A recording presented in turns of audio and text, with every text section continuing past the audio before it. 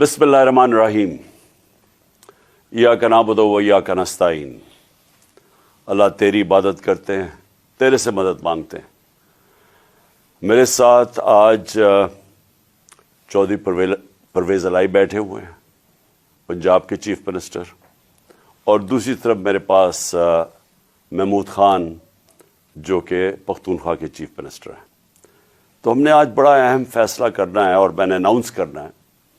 تو میں یہ چاہتا تھا کہ آج میں اپنی قوم کے سامنے پہلے یہ رکھوں کہ ہم اس سٹیج پہ پہنچے کیسے ہیں، کہ ہم سٹنگ گورنمنٹ، ہماری اپنی گورنمنٹس ہیں، ہمارا اپنا راج ہے یہاں، لیکن ہم کیوں اس نتیجے پہ پہنچے ہیں کہ ہم سمجھتے ہیں کہ اگر ہمیں اپنی گورنمنٹس بھی قربان کرنی پڑے اس ملک کے اندر، جب تک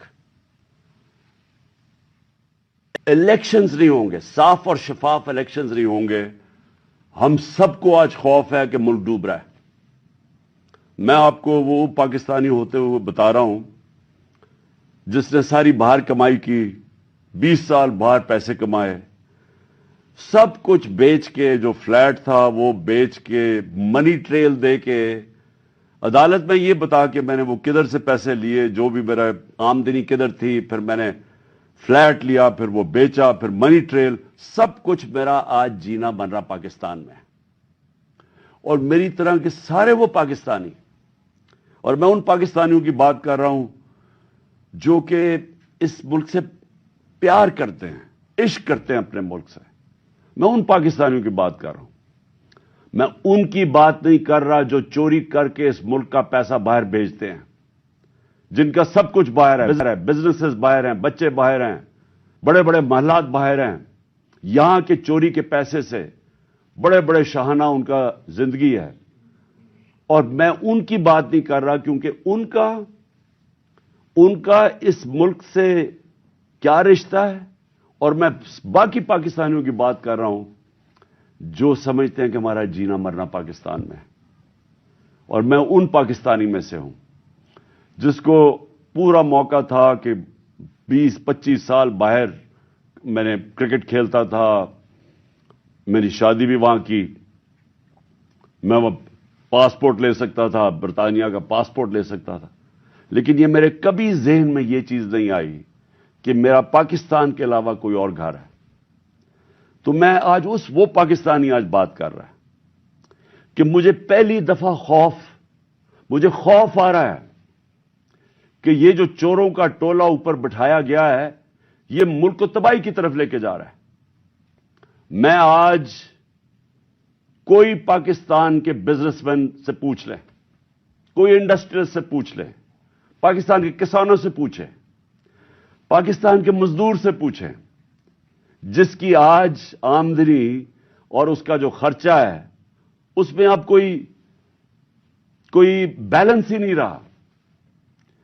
50 سال کے بعد سب سے زیادہ مہنگائی ہوئی ہے آج پاکستان میں۔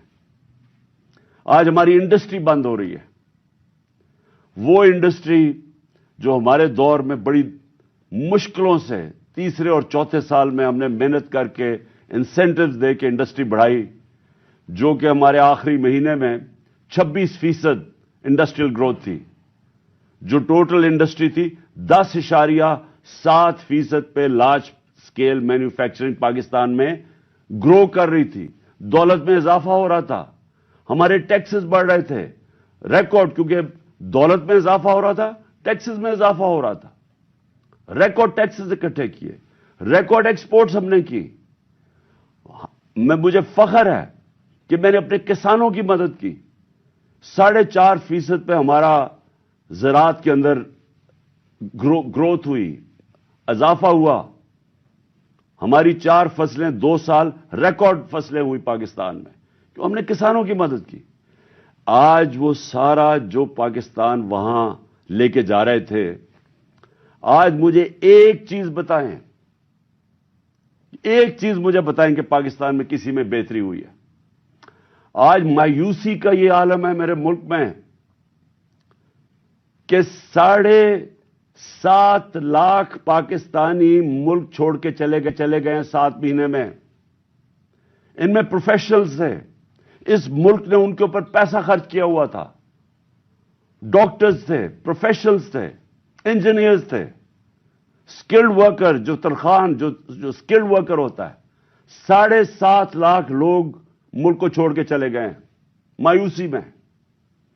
आज ये आलम है, इस मुल्क को आज इधर हम ले आए हैं कि डाकू राज ऊपर बैठ गया है।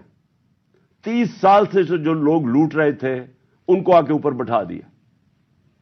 मेरा सवाल सबसे पहले यह है कि जब ये मुल्क तरक्की कर रहा था, हमने पहले साल यही छोड़ के गए थे, यही शहबाज शरीफ और नवाज शरीफ इस मुल्क का जब दिवालिया निकाल के गए थे 2018 में, उस पाकिस्तान को हमने पहले संभाला। फिर 2 साल कोरोना के बावजूद जो सारी दुनिया के अंदर अजाब आया हुआ था, सारी दुनिया की माइशत तबाह हुई। आप अमेरिका का हाल देखें, बरतानिया का देखें, जर्मनी का देखें, हमारे से वो मुल्क जिनके इदारे हमारे से बहुत बेहतर थे। हिंदुस्तान का हाल देखें, उसके अंदर पाकिस्तान वो मुल्क था जो दुनिया के टॉप 3 मुल्कों में से, हमने वो भी संभाला। हमारी माइशत भी ऊपर गई, हमारी इंडस्ट्री भी ऊपर गई, हमने बेरोजगार होने से लोगों को बचाया, हमने इंडस्ट्रीज को पैसा दिया, इंसेंटिव्स दिए, हमने कंस्ट्रक्शन इंडस्ट्री की मदद की ताकि रोजगार मिले लोगों को। हमने उस दौर के अंदर पाकिस्तान का जो ग्रोथ रेट थी, और मैं ये चाहता हूं आप सारे जो मैं ये चीजें आपको कह रहा हूं अपने मोबाइल फोन से चेक कर सकते हैं कि मैं सच बोल रहा हूं या झूठ बोल रहा हूं। अब तो झूठ बोलना बड़ा मुश्किल है, मोबाइल फोन है, आप गूगल करें, आपके पास 2 मिनट के अंदर सब कुछ आ जाता है। तो ये 17 साल के बाद पाकिस्तान की जो दौलत में इजाफा हुआ था वो 5,000 या 7% था हमारे तीसरे साल कोरोना के बावजूद, और 6% था हमारे चौथे साल। अब यह भी मैं आपको आज बता दूं कि ये सिर्फ 3 दौर में ये इस तरह की हम पाकिस्तान की दौलत में इजाफा हुआ, ग्रोथ रेट हुई। अयूब खान के दौर में, जनरल जिया के दौर में और जनरल मुशर्रफ के दौर में। लेकिन वो क्यों हुआ?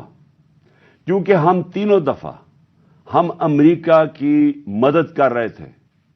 एक दफा हम अफगान जहाद में शामिल थे जनरल जिया के जमाने में, फिर वॉर ऑन टेरर में शामिल थे जनरल मुशर्रफ के दौर में। अयूब खान के दौर में हम किस में शामिल थे? सीटो और सेंटो में उनके साथ मिले हुए थे जबकि कोल्ड वॉर हो रही थी। अमेरिकन डॉलर आ रहे थे पाकिस्तान में, तब उनकी यह ग्रोथ रेट हुई थी। हम, और मुझे फख्र है इस चीज का कि उसके बावजूद कि हमारे पास कोई अमेरिकन डॉलर्स नहीं आ रहे थे, हमने अपनी इकोनॉमी को उठाया, और ये जो 17 साल के बाद बेहतरीन हमारी इकोनॉमी उठ रही थी। तो मेरा आज सवाल यह है, कौन जिम्मेदार था इस रिजीम चेंज का? आप सारे मेरी आज बात गौर से सुने। जब आपकी माइशत बढ़ रही थी, क्या वजह थी कि इस गवर्नमेंट को गिरा के और इन चोरों के टोलों के ऊपर बैठाया गया? कौन इसका जिम्मेदार था? कौन जवाब देगा कि आज वो इकोनॉमी जो हमारी ऊपर जा रही थी, उसकी जगह आज पाकिस्तान के वो हालात हैं जो बाहर की दुनिया कह रही है। भूलें जो पाकिस्तान के अंदर लोग क्या कह रहे हैं। जो बाहर की दुनिया वो कह रही है कि पाकिस्तान को अगर कर्जे देंगे तो वो कर्जे वापस करने का जो डिफॉल्ट रेट है वो 100% है। जब हम थे इक्तदार में तो 5% था। तो आज 100% का मतलब कि अगर आप पाकिस्तान को कर्जा देंगे तो 100% चांस है कि पाकिस्तान कर्जा वापस नहीं कर सकता। इसका मतलब कि बाहर से ना कोई इन्वेस्टमेंट पाकिस्तान में आएगी।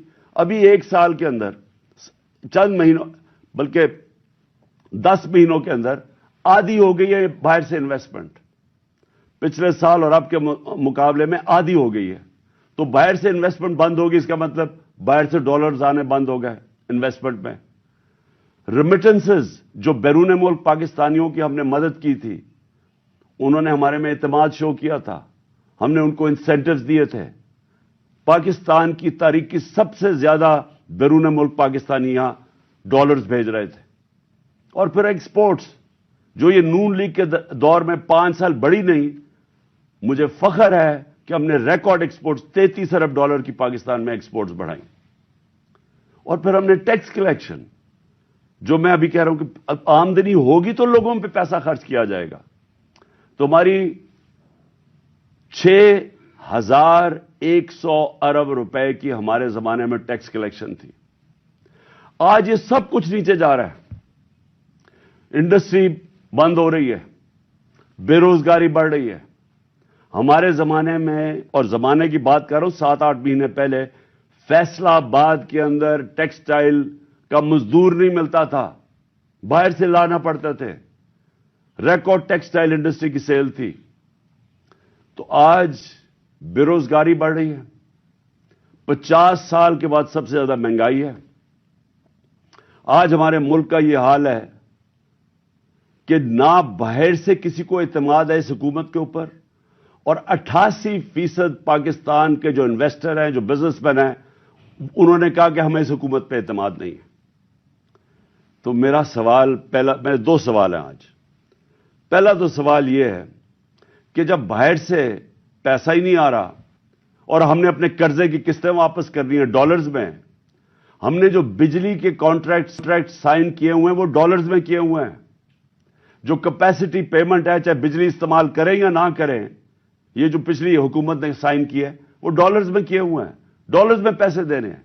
तो जब डॉलर्स आ ही नहीं रहे पाकिस्तान में और कम हो गए आना, कर्जे हमारे बढ़ते जा रहे हैं, तो आगे पाकिस्तान कैसे आगे चलेगा? एक ही उम्मीद लगाई हुई है इन्होंने कि किसी ना किसी तरह जाके चाइना के पैर पकड़े या हम IMF के पड़े कि हमें वो पैसे दे दें। लेकिन वो तो कैंसर का इलाज डिसिप्लिन से है, वो तो थोड़ी देर आराम आएगा, फिर कर्जे तो बढ़ते जा रहे हैं। तरीका सिर्फ एक था, जो हमने कोशिश की कि मुल्क की दौलत में इजाफा हो। जब आपके मुल्क की दौलत में इजाफा होगा तो आप कर्जे वापस करेंगे। तो आगे तो इनके पास कोई रोड मैप ही नहीं है। अगर ये बड़ा अच्छा इन्होंने हमारी मायशत को संभाला होता तो हम आराम से इनके साथ कहते चले ठीक है, अपना टाइम पूरा कर लें। लेकिन मुल्क तो नीचे जा रहा है, हर चीज नीचे जा रही है मुल्क में, और मुझे खौफ है कि ये डिफॉल्ट की तरफ जा रहा है। यानी अभी भी हम हमारी एलसीज पेमेंट नहीं कर रहे हैं, अभी भी हम पैसे जो बाहर के हमारे जो हमने लाइबिलिटीज हैं, अभी तक हम वो भी पैसे नहीं दे रहे।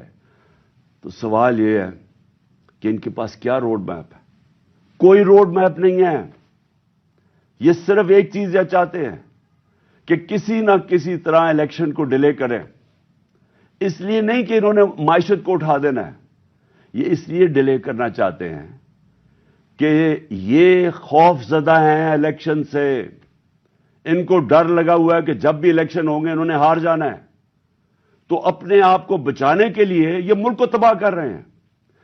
क्योंकि इन्होंने इलेक्शन में हार जाना है, इसलिए ये इलेक्शन नहीं कर रहे और ये इलेक्शन डिले करेंगे। और मैं ये समझता हूं कि ये अक्टूबर में भी नहीं इलेक्शन करवाएंगे, कोई ना कोई इलेक्शन